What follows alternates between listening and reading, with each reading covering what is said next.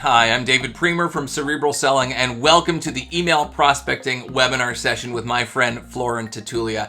We just finished recording the session. This is going to be a great one for you if you do any sort of email prospecting. We talked about three big concepts in this session. Number one, we talked about email deliverability. So just making sure that the emails that you're sending out, if you're prospecting, you're sending them to customers, are actually hitting their inbox. And quite honestly, there was a bunch of concepts in this session that I had no idea about, even for me. So I'm sure you're going to get a ton of value out of it. Number two, we talked about subject lines. So not only architecting the right subject lines to get the maximum open rates, which Florin will share some awesome data around, but also making sure that that first line of the email is structured in such a way so as to encourage the reader, encourage the person you're prospecting into to read on and take the action you want them to, which is of course point number three, the call to action. So making sure that we're asking for the right amount of engagement, we're asking for permission when we ask the customer to take that next step, and making sure that we're not introducing undue friction into the process as we craft those calls to action. So without further ado, grab a pencil, grab a paper, have something to write down some notes. There's a ton of stuff to take away from the session, and I hope you enjoy it. Prospecting is an age-old thing that everyone does in sales. It's something that, when I work with a lot of these high-growth companies who are used to a lot of inbound interest into their sales funnel, everyone eventually needs to transition, if they want to build a business of any size and scale, needs to transition to this outbound mode. But the problem is that, customers are harder to reach than ever before. This is not, my conjecture. This is data. It's out there. We know that it takes more outreach attempts if you look at your sequences and so on to connect with a customer now. In fact, it's double. I talk about this in my book than it was a couple of even like 8-10 years ago. And we also, as a sales force, have a younger age of sellers trying to go out there and try to convert buyers in an environment which is super hard now. Everyone's working from home, we're remote. There's so much, turbulence in the market these days. And so getting people's attention is very problematic. And so I know I've just dove into this topic. There's no introductions, there's no nothing. We're just, for whatever reason, I always assume that people that we speak to on these sessions are like, we're all old friends and there's no need for introductions. But I know, even though I put this out there and Florin put this out there, maybe some of you don't know us. So by means of a quick intro, I'll do a quick intro and then I'll turn it over to Florin. My name is David Priemer, founder and chief sales scientist over here at Cerebral Selling. Like all of you, started my career in sales by accident as a research scientist over 20 years ago, and then ended up in the startup world, ended up running small business sales for the Eastern US at Salesforce, did a bunch of these companies through a bunch of acquisitions, and now I teach the art and science of modern selling through my practice. But you're not here for me today. We are here, and I want to turn it over to Florin because I've been very impressed with Florin. Florin is a Toronto guy like I am as well, so he might have an accent where he says process and project and that kind of stuff. So you'll have to forgive him. But the thing that I love about Florin, as I've seen over the years, is that he's the kind of sales practitioner and sales leader that, as I said in my LinkedIn post, he leads from the trenches. He's been doing this for a long time, but a lot of sales practitioners and leaders, as they get more senior, they get more, I'm throwing myself under the bus, they get more strategic. We start, leading teams and trying to figure out and mastermind how we're going to grow this organization. And Florin does that, but he's very much dialed into the nitty gritty operations. He jumps on the phone, he cold calls, he prospects. So everything that you're going to hear from him today is super relevant, super timely. And I have to say, when you put out your LinkedIn post a couple of days ago and you were talking about, email deliverability, which is the thing that one of the things we're going to talk about today, I was reading this post and I was like, holy shit, I don't even know about any of this stuff. So it was blowing my mind. There's a lot that we have to cover. So Florin, I want to turn over to you just to kind of start off. Why don't you introduce yourself to the crew here and tell us what you do? For sure. Yeah, I'm super excited. David's somebody that I've looked to as a mentor for many years, so I have a lot to learn from you as well. But yeah, my name's Florin Talulea. I'm currently the director of sales at a company called Barley. I'm pretty much a glorified salesperson right now, though. So I'm the first sales hire. I'm deeply prospecting on a daily basis. I spend most of my morning today actually prospecting. So I think a lot of my content resonates with people because I'm in the trenches on a daily basis. I literally have a newsletter called Prospecting for the Trenches. And even when I led larger teams, I still wanted to prospect and just make sure that I'm keeping up with like the trends, because things are moving so fast that it's easy for your skill set to become irrelevant. So that's something that's super important to me. But yeah, so director of sales now. I was an SDR director or head of SDRs at a couple of Series A and B companies in the past. And I'm also the founder of SalesFlow. So I run copywriting, messaging, and sequencing workshops as well for a ton of different companies. And I feel like that's my bread and butter. And that's why I'm excited for today. I love it. I love like Florin's grit. Like he keeps, he's fighting in the bear pit in the trenches, and you'd think like after a while, like, okay, I'm going to go to a bigger company, I'm going to lead a team, but like, no, he just dives right back into the bear pit to hone and refine his craft, which is so important. It's like that 10,000 hours. Like here's a guy who, learns the kicks and punches day in and day out, and he's a guy to be feared. So we're grateful to have you here, Florin, talking to us about this concept of prospecting. So the kind of three, kind of big topics that we were kind of beating around as we were going through this, we're going to talk about email deliverability. We're going to talk about subject lines. We're going to talk about calls to action. And, I always love like the science and empathy based bent to things. So even though Florin's going to say stuff like, hey, you should do this and you should do that, he's also not one to say, well, here's what you should do because this is what I do. Right. Which is great, which is to kind of take a step back and say, like, what does the data say? What does the science say? Like, what is what are all the metrics say, so that we can actually do the thing, not that our managers believe is right or that tells us is right, but that actually is proven to work. And I say proven to work now, not proven to work 5 years ago, 10 years ago. So Florin, I'm also wary of like general advice on LinkedIn, because everything is so specific to like your product, your company, product market fit. There's just like a million different things. So I know you're a believer in trusting your own data. And I think that's just so important to call out, because I'm sure some of these tactic works. But for example, I've sold now to sales teams. I've sold to engineering teams. Now I'm selling into HR. The persona is very different. The channels they like to engage on are different. So there are fundamental things that work psychologically and in sales, but you have to be very careful with taking any advice, any general advice. So take that with a grain of salt. 100%. Well, as we get into you just triggered me, because I remember this story that April Dunford, I know a lot of people know April Dunford in Toronto and beyond. She's a great author speaker, mostly on the marketing and positioning side. And I remember she was speaking at an event and she was talking about how she was always trying to get into like these executive, conversations. But a lot of these executives that, I say like Uber executives, they don't answer their phone. They have assistants print out emails for them so they can read it. So she's like, how am I going to get to these people? They're digitally unreachable. But she would end up in their offices. And she was saying a lot of them had like remote control cars in their offices for some reason. And so her prospecting tactic was she would send these executives remote control cars without the remote control. And the message was like, hey, it's me, April. If you want the remote control to this thing, respond and like, let's engage. So I was, to your point, Florin, it has to be the right tactic for the right audience based on how they choose to interact. But let's start at the foundation, because a lot of the stuff that you were talking about around just sheer email deliverability was blowing my mind, because we think, oh, like when we send someone an email, it like lands in their inbox and maybe they choose to ignore it, or maybe it ends up in spam. But there's a lot more to it than that. Take it away. I'd love to hear. Yeah, it's a big trend and something that's happening in the last several years. I think email deliverability across the board is going down. And that's mainly because email providers like Google and Microsoft with Outlook are really cracking down on spam. I think like generally they've had enough. People are complaining. Every single one of us receives like, hundreds of emails, maybe not just your work email, but across like different promotions you get in your personal email as well. So the algorithms are getting a lot better at detecting spam, which is bad news for people that do, mass emailing, or for salespeople that are not willing to update how they think about reaching out to people. 100%. Go ahead.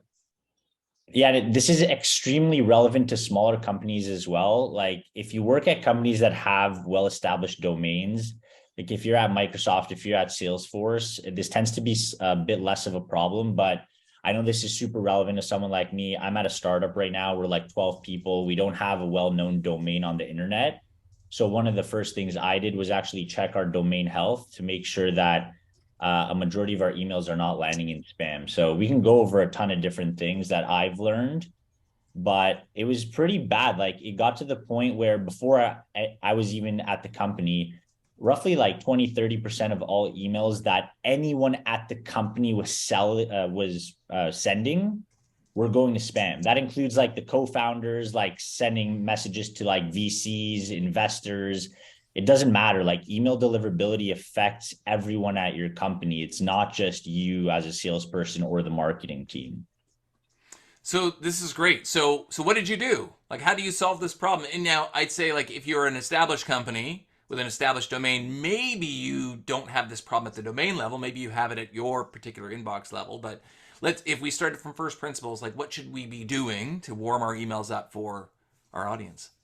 Yeah, there's a number of like key steps. The first thing I always do is there's a free tool called MX Toolbox. We can probably even like link it after this, but you can just go on the website and type in your domain, and it'll tell you right away if you're on any blacklists, and also if you've set up something called your DNS records.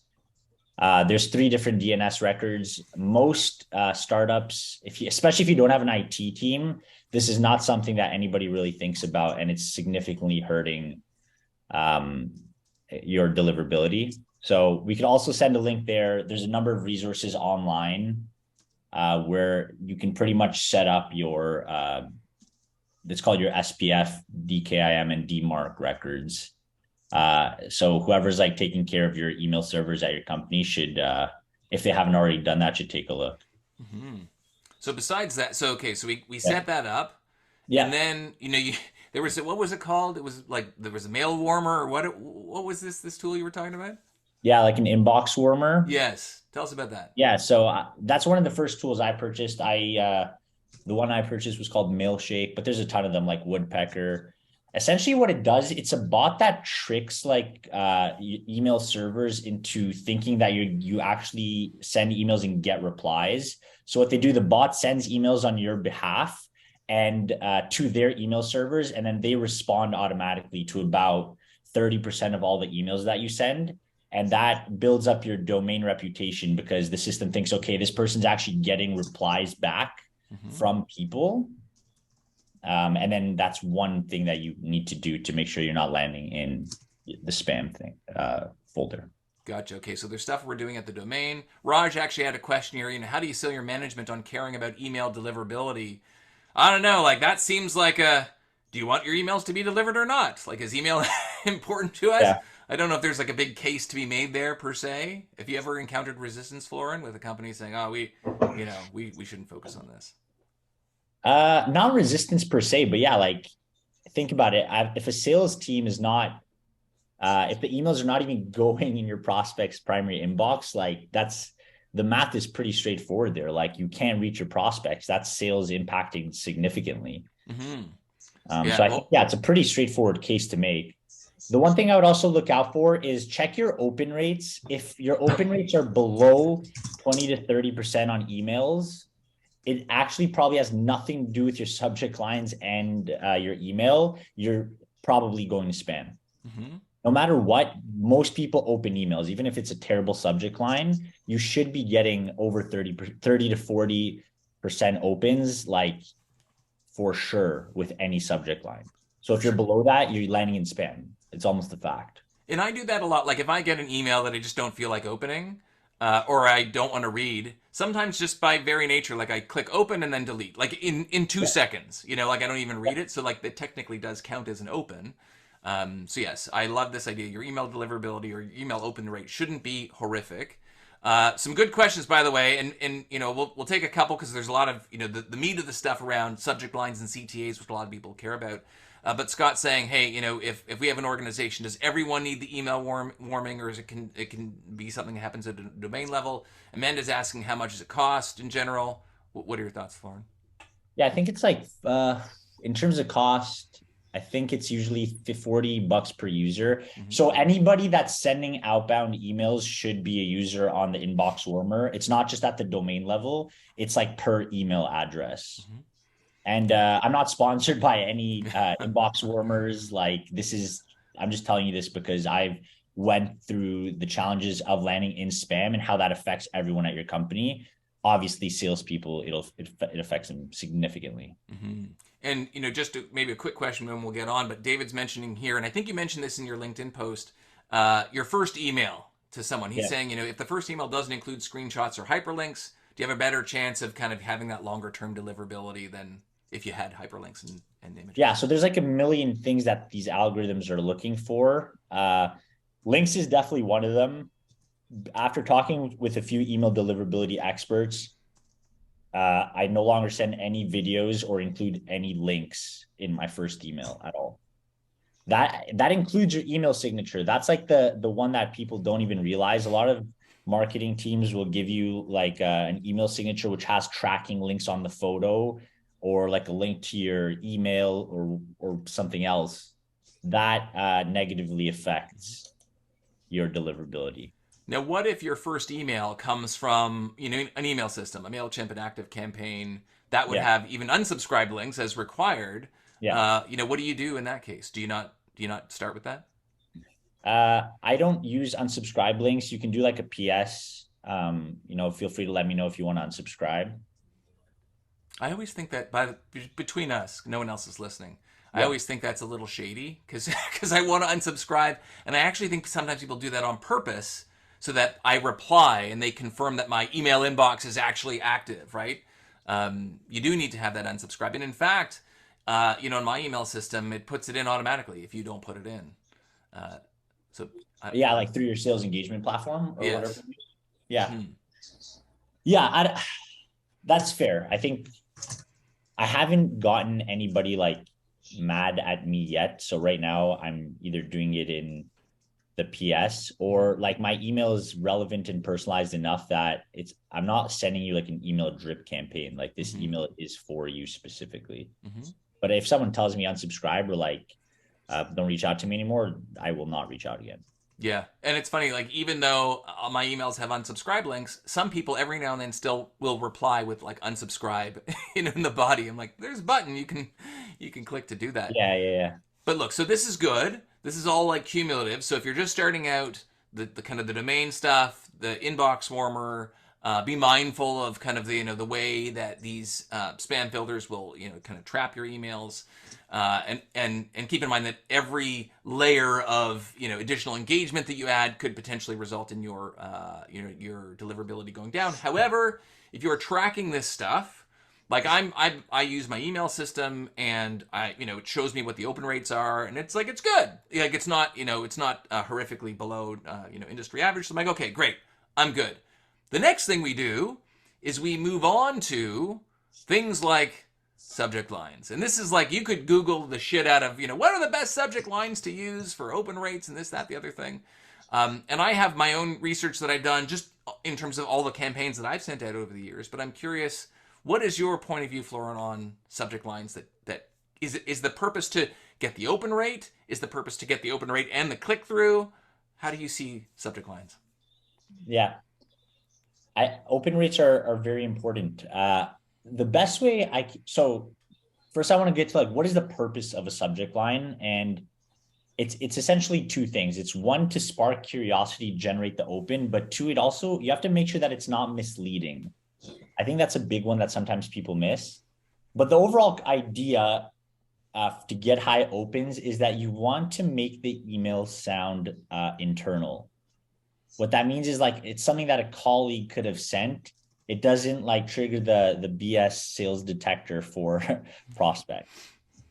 Now, there's a few things I want to mention here. One, the subject line is super important to open rates, but so is the first sentence, because that's the preview sentence that people can also see in their inbox. And a lot of people are guilty of this. They'll be like, hi, my name is, or I noticed on LinkedIn, or I hope you're having a great day, or hope this finds you well. that automatically triggers to somebody that is a sales email. People don't talk like that when they know each other. Imagine, like, think about how you email a colleague if you have to. You never say, I hope you're well, right? So you want to sound internal so that it sparks some kind of curiosity. I love Christina. Yeah, it ends up in the trash. That's pretty much it. And in some email systems, like for example mine, I can actually define what appears in that first preview sentence, even if it's different than what's on the inside of the email. So you can actually create a preview sentence that gets like thrown into Gmail that they see first.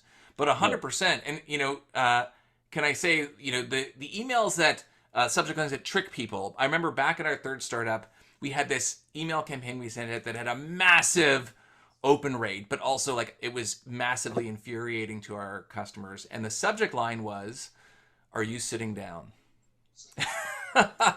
And we didn't do it intentionally. We thought, like, hey, look, we're being cute, but like people thought there was something wrong. Like they were about to get bad news, and we got a lot of angry messages. Yeah, that's interesting. We had another one too. So when I was at Lupio, when we were selling like RFP, request for proposal response software, we would do RFP deadline at and then the account name. And we actually got a bunch of people getting back to us and just being like, Jesus, I almost had a heart attack. I thought we missed an RFP deadline. So that's why I specifically called out earlier, like you need to spark curiosity, but not be misleading. And I think that's a very important distinction. Yeah. You want to spark the curiosity. You also want to kind of take into account what you're saying with that first line, whether it shows up automatically on the preview or it's inside. It's like there's a brand promise. There's a promise that the email makes by virtue of the subject line. And the first thing that the person thinks when they dive in is like, is that brand promise being fulfilled? Or is this someone trying to like catfish me and trying to sell me something? Yeah. And I love what you're saying, though, about subject lines being something that you would say to a colleague. When I do an analysis of the subject lines that I've sent out to people, sometimes it's very factual, like 3 tips to improve your prospecting. And so when someone sees that in their inbox, they know, okay, I know what I'm going to get when I go into this email, and kind of off they go. Yeah. But if I try to be too cute, like best prospecting tactic ever, or are you using this, this prospecting tactic? Like it's not, I would say massively different, but there is a noticeable decline in open rates and engagement. So this idea of just be upfront, just be upfront. If you try to be a little too salesy, a little too cute, then open rates will decline. But I love that. I have a great example too, if people want to see like a tactical one. Can I share my screen? Yeah, I think so. I think it says it's disabled. Okay, hold on a second here. Let's all right. I've been A/B testing this stuff for years. This is the one that works best for me. So this is a specific example I had at my last company, but there's a framework around it. So how I get subject lines to 90% plus opens, I essentially call out a direct report by name of the person I'm reaching out to that is probably involved in a process I'm trying to solve. And then what I'm doing is provoking the cost of inaction. So I'll give you a perfect example here. I usually, whenever I do workshops or when I'm building a subject line, I run through this 3-part exercise. One is, who's the person I'm reaching out to? So at my last company, Plato, we were reaching out to heads of engineering. And we were a mentorship platform for engineering leaders. So I wanted their direct reports on our platform. So the director or manager of engineering. Then I had to answer to myself, what is the cost of inaction if they don't use our solution? And for us, retention was a big play. Like if they had mentorship as leaders, they tended to stay longer. So that was my cost of inaction. And then I combined that into this subject line, which worked really well. What happens if, and then I called out the 2 managers on the VP's team by name, leaves. So you can see like how high that open rate was across like a statistically significant amount of emails. This first one is only about calling direct reports by name. It didn't have a cost of inaction. So you can see here, there is a bit of a difference, but this type of subject line has been working really well for me. Look, 94% open. That's pretty bonkers. That's great. And, might I say, the names of these managers is probably not something you had in your CRM system somewhere. Like you did the homework and put those in, right? Yeah. I would just go on LinkedIn and just try to figure out their hierarchy. 100%. And I was just I was talking to a client about this morning, because he joined the Zoom. It was the first time we had actually spoken, and his name was Alexander. And I said, can I call you Alex? Like I didn't want to presume, because some of you have like Michaels or Mikes. I'm a David, but sometimes people call me Dave, and it's like, no, that's not my name. And so Yeah. what I'll do, you don't want to, for example, call out in the subject line, what happens if Alexander leaves? Because that's not what people call Alexander, even though that might be Yeah. what is on his profile. So I said, what I do sometimes is I'll actually go on the person's profile and I will scroll down to the section where they get, endorsements and so on from other people. Yeah. And usually they'll say, oh yeah, I worked with Alex for 3 years and he was awesome. Like, okay, now I know what people refer to this person as. Yeah. And doing a little bit of homework, as Florin's saying, like, in a way, and I talk about this a lot in my content and curriculum, there's a lot of reciprocity involved there. Meaning, when you've done just a little bit of homework, because customers are so desensitized to prospecting messages because they all kind of look and sound the same. It's one thing to even have my name in the title, which is like, okay, like whatever, maybe you found my name or maybe it was part of your email blast system. But when you start researching like actual people at my company that aren't me and putting that in the subject line, like that's pretty powerful. And it shows me, even if I'm not interested in what you do, that you did a little bit of homework. And I got to respect people who put in the effort, because so many people just don't. Yeah. Your internal colleagues will never put your name in a subject line, or almost never, from what I've seen. So again, going back to sounding internal, I even know people that filter out subject lines with their name in it because they know it's a sales email. It was interesting. So I'm giving a shout out to Darby, who's my marketing manager. I know Darby's on the session today, and she was posting something to her profile the other day, and it was a person who said, if you put my name in the subject line, like I'm unsubscribing like forever. And Darby was saying like, what do you think? Is that like a thing?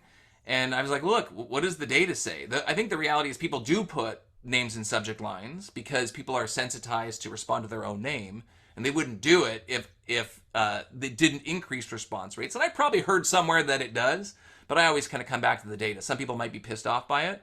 Others, if you have access to the data around like what people actually do when they put their name in the subject line, does it actually increase affinity? I know, and this is not my target audience, but when I do that, my mother, God bless her, who is a subscriber to my list for some reason, she's like, oh, you wrote me an email this morning. It's like, it was addressed to me, but not everyone has that mindset. So beware. There was a question in the chat around like, what do you put in that first sentence? Don't overthink it. The only thing I will say is get right into your point. And I can go into my email framework after what the email body looks like. But sentence number one is, what is the context for you reaching out? And what is the trigger that you use that signal to you that this was a good person to reach out to? So it's answering the why you, why now question. So you can see here, like in the preview, one of my biggest concerns is how I started it off. Here's this is going to be a report. I'm not focusing too much on what words are here. I just try to stay away from like, things that are usually patterns that sales reps do. So, hi, my name is, like I've noticed on LinkedIn. I don't like using I, me, we pronouns at all in emails because it signals subconsciously that email is not about you. So just get right to the point. I love that. And actually on a related note, like this, you phrasing is a thing. I remember watching a video. It's somewhere on the internet. I was telling someone about this the other day. So people know Chris Voss from Never Split the Difference. Yeah. And he was on a podcast or something, and he was talking about the experience that as a new FBI agent, like the training that you get. And he said, let me tell you a story. So as a new FBI agent, you would arrive at Quantico, and then you walk through, here, and then Sam, meets the new recruits, and then the new recruits go into a meeting, and then the new recruits do this, that. So he was telling this story, and then he told the exact same story again, but instead of kind of, stepping back and saying, the new recruits, or as a new person, new FBI agent, he just kept saying you. So you get off the plane, you walk down the hall, you go to the meeting room, and then you get your badge and your gun, and then you. And it was palpable how much more engaging the second story was just by the you phrasing, right? Yeah, So something very, I love that tip. Something very simple, just like you phrasing, can be very, very powerful. Yeah. 100%. Awesome. Well, so okay, so look, so we're talking about subject lines, very important, and I love this idea of just being like familiar, like speak like a normal person, and this is actually something I talk a lot about, even when it comes to like marketing, messaging, first call decks. A lot of times, people create these pitches that are rooted in words and phrases that human beings don't say to each other, right? And Exactly. I always go back. If you've heard this story before, I know I can see there's some Salesforce alumni on the call today. But I remember, and I'll tell the story very quickly. We were in our sales leadership kickoff at Salesforce. This is probably 2014, 2015, and they had Aziz Ansari perform for us.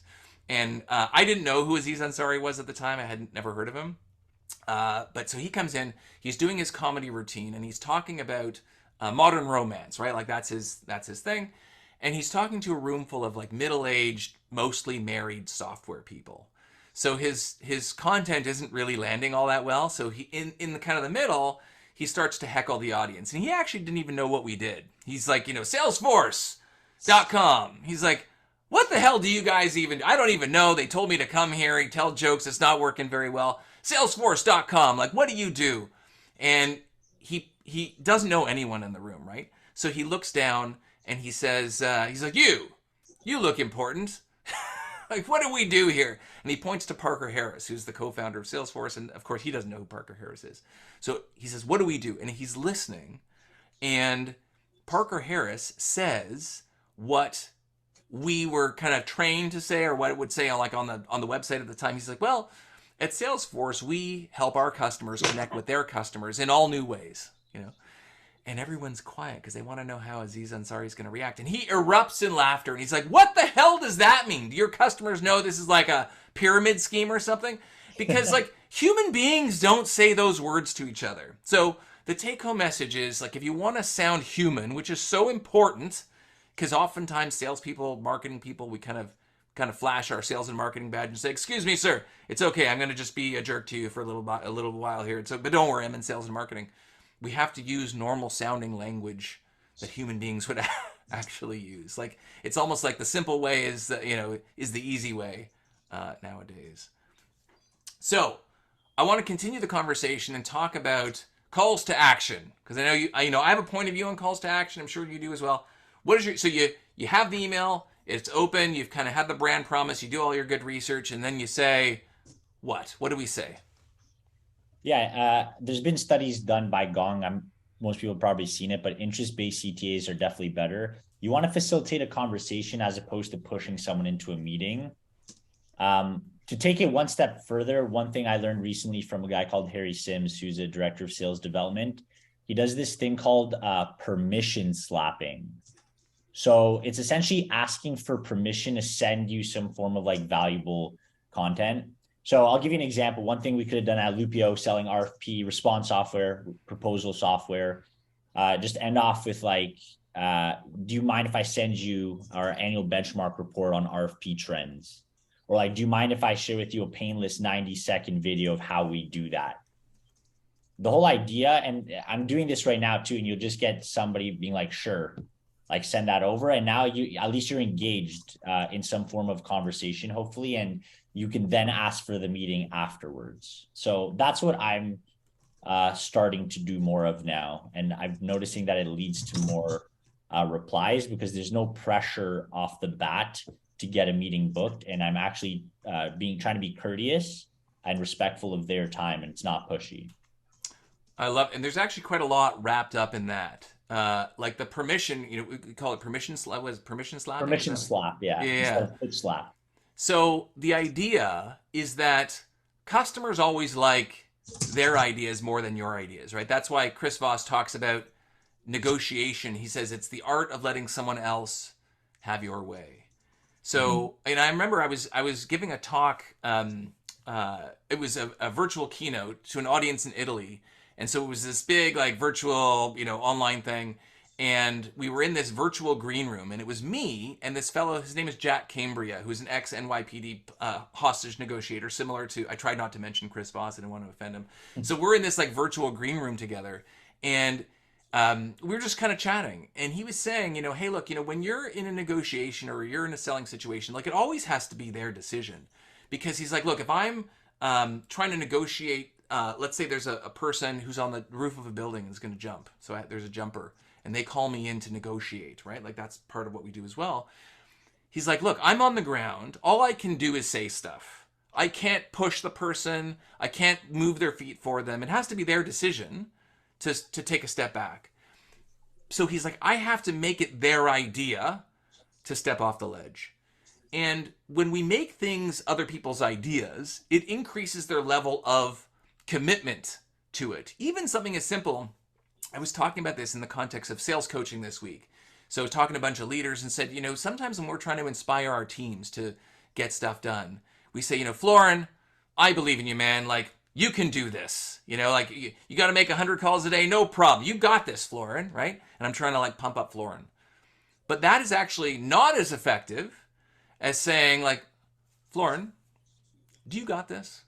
Can you do this? Right? And I say, look, I fully believe in you, but you have to believe, Florin. Florin, can you do this? And when Florin says yes, his level of commitment to that action just, goes off the charts. And in fact, if I can show you all something here for a second, hopefully you can see my screen. This is something I talk about in my discovery training. But this is a totally unrelated to sales. This is the power of using questions to drive commitment. And this is a research study that was published in the New York Times. There's actually an article in the New York Times. And it was about a restaurant in Chicago. And this restaurant was losing $900,000 a year from customers who had booked reservations and never showed up. No-shows. So they were taking a look at, well, like, what did we do to get our customers to actually show up? And they said, well, what do? We go out and we say, hey, look, Florin, you made your reservation. Please call us if you change your plans. It's like a request, right? And they found, now my head's blocking it, the no-show rate for this was 30%. So what do? They change the request to a direct question. Florin, will you call us if you change your plans? And the no-show rate drops to 10%. And why?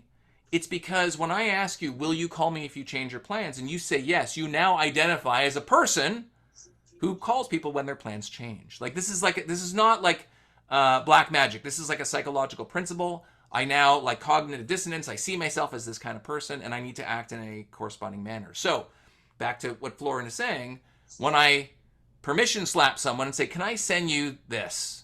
Right? Or, labeling. David, I love it. You're basically labeling that person. You're saying like, I'm the type of person who wants this information. Like that's what they're doing, right? So would you like it? When you say like an interest-based call to action, like, would you be interested, Florin, in having me send you some more information on this topic, right? Like, or you can do Chris Voss is going for the no there. So you're trying to get a no. And what I like to say is like are you opposed to learning more, or would it be a terrible idea to have a quick chat or something like that? Yes. I see here, I'm a little conflicted on the going for the no, because I know from a data perspective, going for the no is better. On the flip side, like my going for the no bullshit meter, like Spidey sense goes off in 2 seconds now. When someone tries to go for the no with me, I'm like, you're just going, I'm like, no, I'm out, Yeah. I think that's so important. Like tactics change. And if someone uses something multiple times, it becomes a pattern. And that's why we can never rely on tactics. And that's why I try to teach fundamentals in a framework, because if you understand the fundamentals, you can build the tactics and change your tactics year over year. Right. And that's why for me, it's so important to be in the trenches with my team, because I'm starting to see like what's working, what's not, and constantly adjusting. So I agree. Like there's probably going to be a lot of people that are maybe going to start using some of these subject lines because I do all these workshops, and at some point it's not going to work anymore, but the fundamentals are still there. 100%. And look, the problem with email, and I say like, that's all we're talking about here is email. The problem with email is that there's no, on one hand, you'd say there's no tone. Like if I were to ask you this question. I refer to this in my curriculum as being a question barista. So if I were to handcraft this question just for you, Florin, and I were to say, Florin, would it be too much if I sent you, this? Would it be too much? Would it be too out of line if I sent you this information? And you're like, no, like when I send that over email, it can sound a little schlocky because if you read it in your head schlocky, then that's the way it sounds. Yeah. But if I was live with you on a call and I was kind of like pontificating and I was like, I don't know. I mean, Florin, I think we had a pretty good chat so far. I'm trying to figure out like what should we do as a next step? Like as a next step, would it be too much if I sent you maybe, you see what I'm doing? Like, so when I do it live and I focus more on like the tone and delivery, crafting it just for you, it's different than over email. So you always have to be a little careful about how your tone's going to be interpreted over email, which by the way is why some people, and I know this kind of goes against the 10 commandments of what we talked about earlier of not sending video. A lot of people will send video prospecting messages. Yeah. I do like a Vidyard or a Loom and I send that to someone. And, the data historically said open rates are higher for video, click-through rates are higher for video. I like this idea of using video because, for example, when I record a YouTube video or an Instagram reel and it's a minute long, like that's actually quite a lot of text. If I were to show it to you on as a transcript on a piece of paper, it's actually quite a lot of text. But a minute on video, it's not horrible, right? So you can actually get a lot more in. However, I was working with a client once who said, David, I'm using video, and it's like, dude, like no one wants to take the next step. And so I started watching what they were actually offering as a next step. And it's one thing to like offer, hey, look, can I send you something? But the way I kind of think about it, if you don't mind me showing this to you, when I think about next steps, I think about, and this is again just from my curriculum, I think about friction. And everything that you do as a seller introduces friction into your sales process. And sometimes when you ask someone to do something, they may not be motivated to do that thing, right? So agreeing for me to send you a white paper, no big deal. It doesn't increase a lot of friction. In fact, if I want to increase your motivation, I might offer to do like some kind of free evaluation or like a website grader that HubSpot used to do is very, very powerful. But the way you kind of think about it is like this. If you're trying to move your opportunity forward, there are headwinds. Like people discount what you say because you're in sales. They have their current thing that they're doing. They have objections that they're not telling you. And so your job is to like increase their level of motivation. And if the motivation is less than all of the headwinds, then your deal ain't getting done. So I always think about that in terms of the next step. So when I was watching these videos of people doing like next steps and setting next steps, they said, David, I can't figure out what's going wrong. Like I'm doing the videos just like, we talked about, and I was watching these videos, and even though they were short, they were actually asking for way too much commitment. So they were saying, and by the way, you can do this on email. You can screw it up on email as well. And they were saying, hey, Florin, as a next step, I'd love to get on a 30-minute discovery call with you and learn more about your business. I'm like, why would someone agree to that? Like there's no value in that for them per se, right?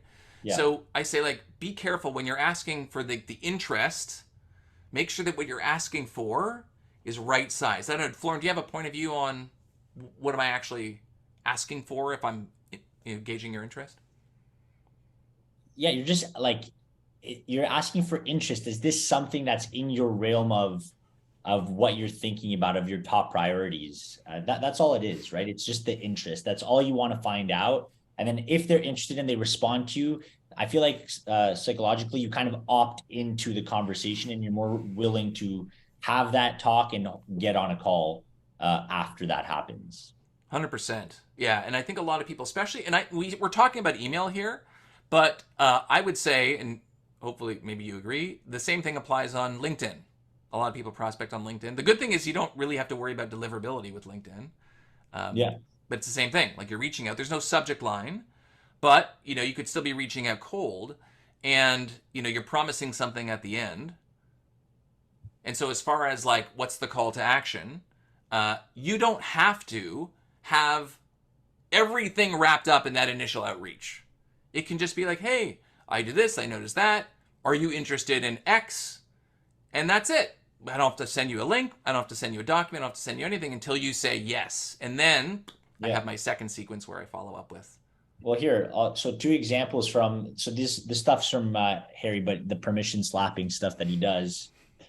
So, and he's reaching out to CMOs, which is like, in my opinion, the hardest persona to prospect into. But it's like a quick little showed he did research in 1 or 2 sentences, and then this is the permission slap. Mind if I send you a 1 minute summary, or mind if I send you less than a 2 minute video? Mm-hmm.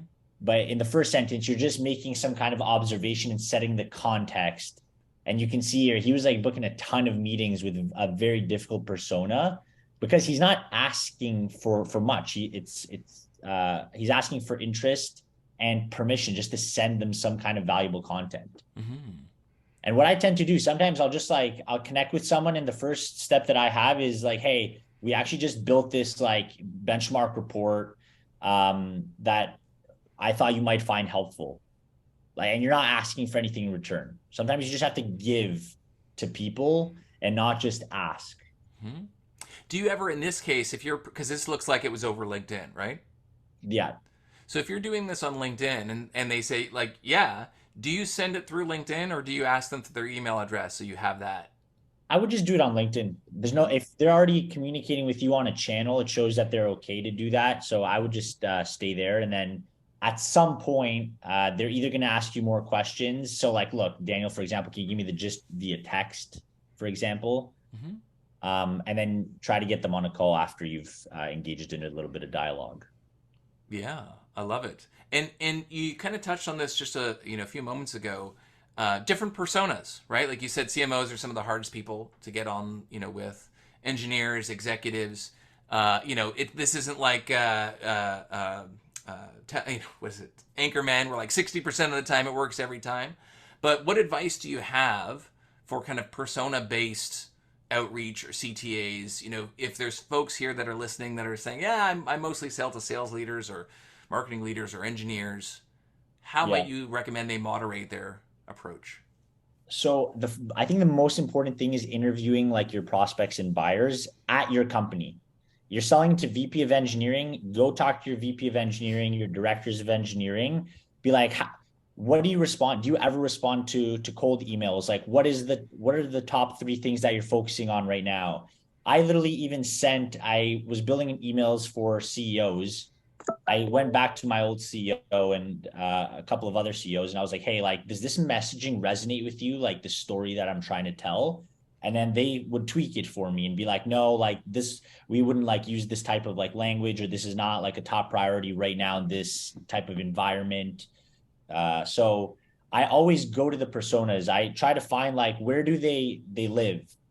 For example, a lot of engineers don't like LinkedIn. A lot of them do have Twitter profiles, for example. So if you're looking to personalize, I actually always would go on Twitter to try to find something that was interesting about them. Or there's a bunch of other stuff, like you can go on GitHub and different places where people hang out. You just have to find out where that is for your persona. Mm-hmm. I love it. Yeah. And look, there's nothing better than like a personally relatable story. Like if you look at their profile, we went to the same school, we live in the same city, I love your brand, my kids do this thing. Like there's so much that we can find out about people that kind of, can create that commonality, even over and above. Even if if someone reached out to me and said, hey, David, I was going to reach out to you anyways, but I noticed that something, and I used to play hockey too, or I used to do this and I love it. It shows me a little bit, first of all, it's personalized because there's so many emails that are not personalized these days. But again, you did a little bit of that research. But I also love the idea of doing a little bit of research within your own organization, because that persona probably exists within your own company.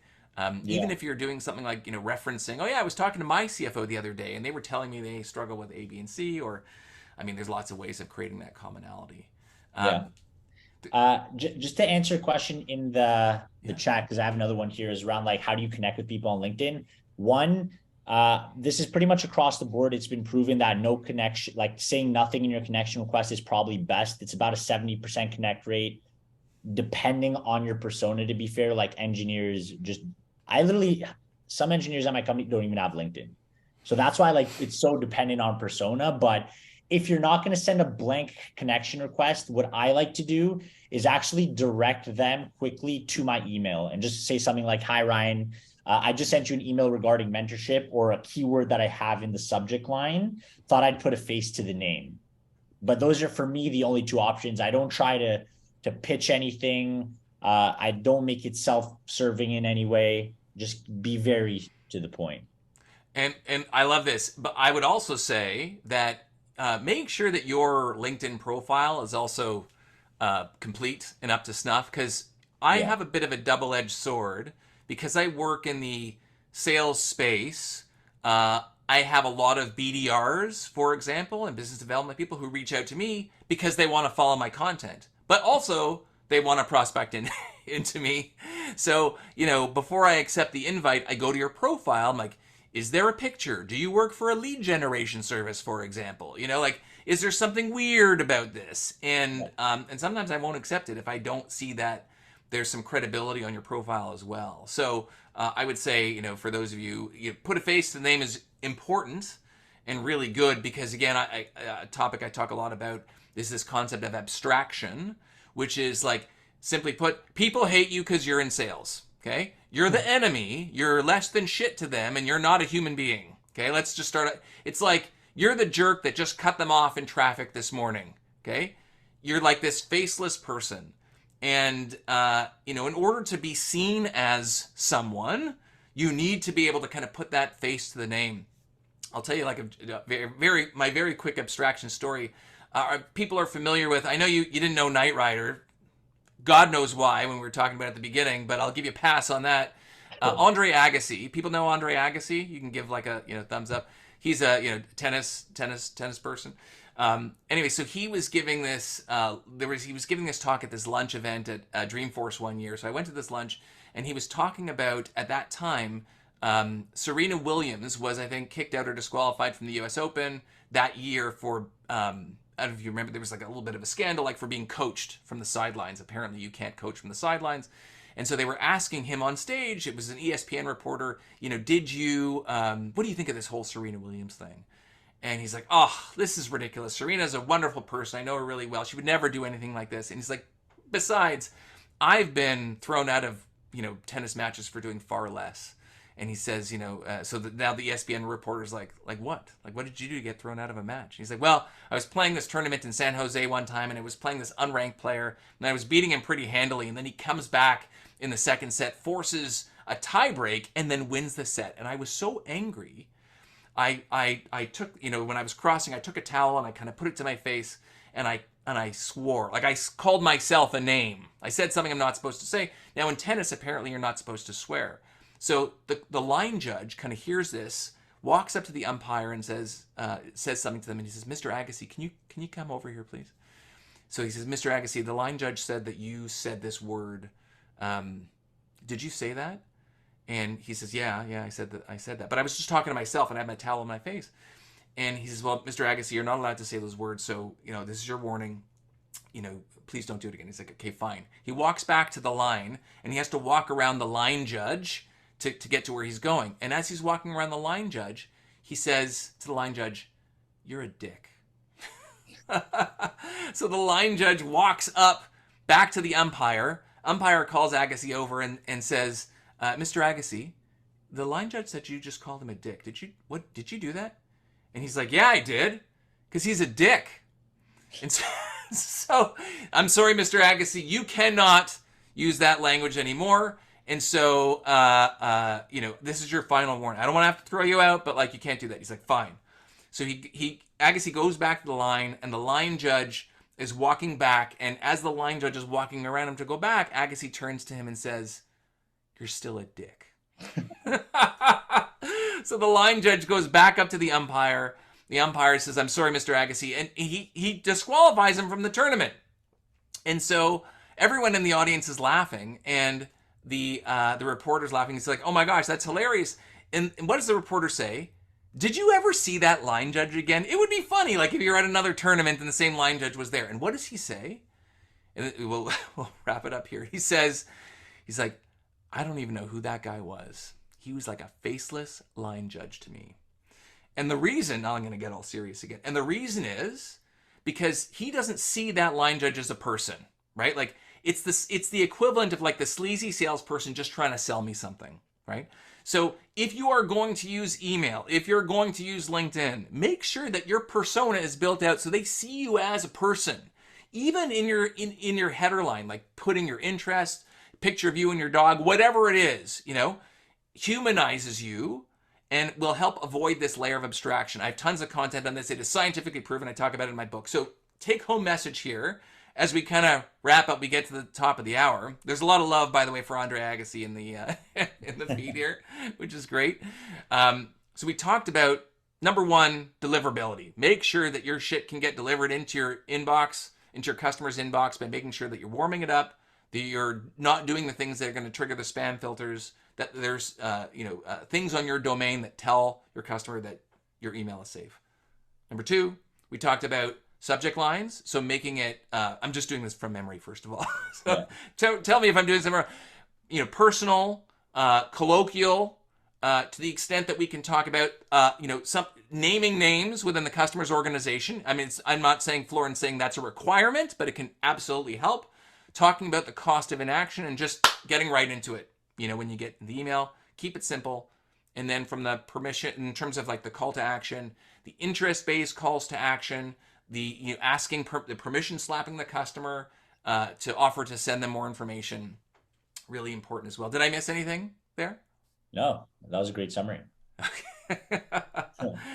All good. Well, look, I'll go through the questions at the end and see if we can kind of respond to people, but I know we're at the top of the hour. People have stuff to do. So first, I want massive thanks to you, Florin. This was awesome. I learned a ton. Like I was learning a ton from you even before we got into this, but hopefully people learned a lot, and it was a pleasure having you here and talking about this really important topic.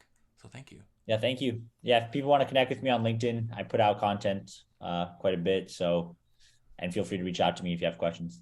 Really good content. Everyone should go follow Florin. And it was great to see a lot of you on the webinar, a lot of friends, a lot of familiar faces. Great to see you.